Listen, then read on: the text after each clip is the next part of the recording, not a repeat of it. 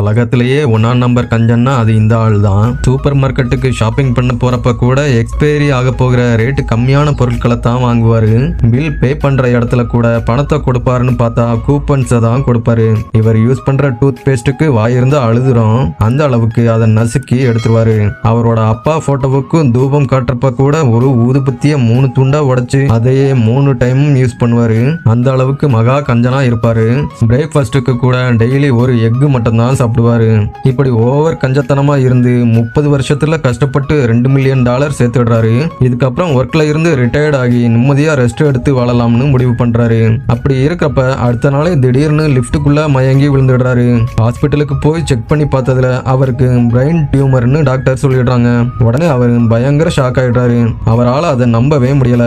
அடுத்த நாள் இன்னொரு ஹாஸ்பிட்டல்ல போய் செக் பண்ண போறாரு. அவரை செக் பண்ண டாக்டர் மறுபடியும் புதுசா ஸ்கேன் பண்ணணும், $15 கவுண்டர்ல பே பண்ணிட்டு வர சொல்றாங்க.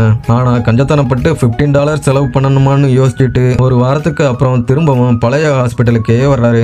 அப்போ டாக்டர் அவரை செக் பண்ணிட்டு பிரெயின் டியூமர் வேகமா வளருது, நீங்க இன்னும் 10 டேஸ் மட்டும் தான் உயிரோட இருப்பீங்கன்னு சொல்லிடுறாங்க. அதை கேட்டதும் அவரோட மனசு நொறுங்கி போயிருது. வேகமா அவரோட அப்பாவோட கல்லறையில போய் அழுகுறாரு. அடுத்த நாளே எல்லாத்தையும் அனுபவிச்சிடணும்னு முடிவு பண்ணி அவரோட சேவிங்ஸ் அக்கவுண்ட்ல இருந்த எல்லா பணத்தையும் எடுக்கிறாரு. அந்த சிட்டிலேயே இருந்த பெரிய ஹோட்டலுக்கு அவரோட ஃப்ரெண்ட்ஸை கூட்டிட்டு போறாரு. அதுக்கப்புறம் ஒரு லக்ஸரி காரை ரெண்டுக்கும் எடுத்து அதுல ரவுண்ட்ஸ் வர ஆரம்பிக்கிறாரு. அதுக்கப்புறமா ஒரு லக்ஸரி கிளப்புக்கு போயிட்டு நூற்றுக்கணக்கான ஒயின் பாட்டில வாங்குறாரு. அவ்வளவு பாட்டிலையும் குடிக்க முடியாததால அங்க ஒர்க் பண்ற வெயிட்டர்ஸுக்கு அதை ஃப்ரீயா குடிக்க கொடுத்துடுறாரு. அதுக்கப்புறமா முன்கூட்டியே அவருக்காக $5 லட்சம் கொடுத்து ஒரு பெரிய கல்லறையையும் வாங்கி வச்சிடுறாரு.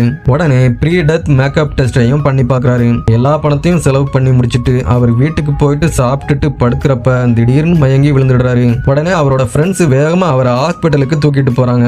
ஹாஸ்பிட்டல்ல கண்ணு முழிச்சு பார்க்கும்போது டாக்டர் அவர்கிட்ட, உங்களுக்கு பிரெயின் டியூமர்லாம் எதுவும் இல்ல, ஆக்சுவலா உங்களுக்கு டியூமர்னு காட்டின மிஷின் தான் ஃபால்ட்டா இருந்திருக்கு, நீங்க ஏதோ எக்ஸ்பைரி ஆன ஃபுட்டை சாப்பிட்டுருக்கீங்க, அதனால தான் இப்போ உங்களுக்கு மயக்கம் வந்திருக்குதுன்னு சொல்றாரு.